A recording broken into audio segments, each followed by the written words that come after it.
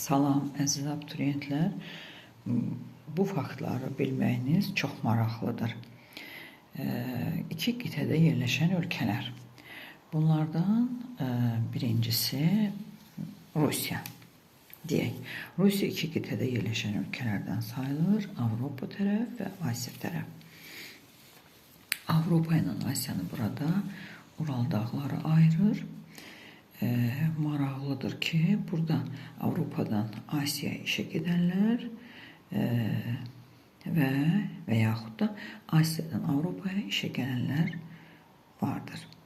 İkinci belə bir ölkə Qazaxıstandır. Qazaxıstanın Avropa hissəsi, bu hissə çox az bir hissəsi və digər hissəsi isə geniş hissəsi, çox hissəsi isə Asiya düşür.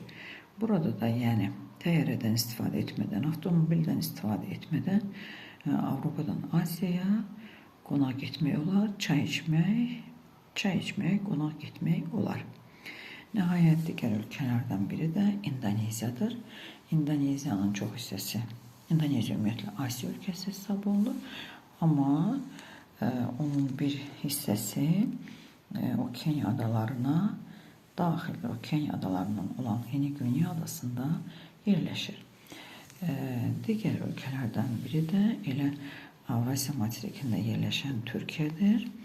Türkiyə möhtəşəm ölkələrdən hesab olunan bir ölkədir və onun iqtisadi paytaxtı olan İstanbul şəhəri Avropada 3% Fraki Türkiyəsi hesab olunur və geniş hissəsi, çox hissəsi isə Anadolu Türkiyəsi isə Asiya ərazisinə düşür.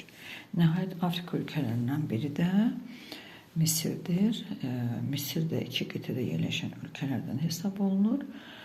Çox hissəsi Afrikada yerləşir, az hissəsi isə Asiyada yerləşir və Asiyada yerləşən hissəsi Sinay yarımadasında yerləşir.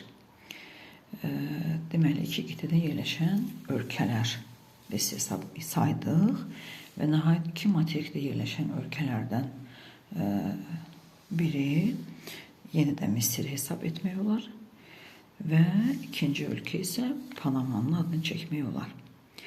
Deməli, iki materikdə yerləşən ölkə oldu.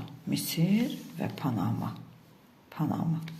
Amma iki qitədə yerləşən ölkələr isə bir də geri dönüş edək.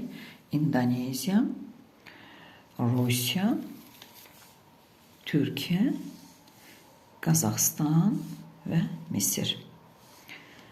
Əgər bəyənsəz, bəyənmə düyməsini tıklayın. Sağ olun.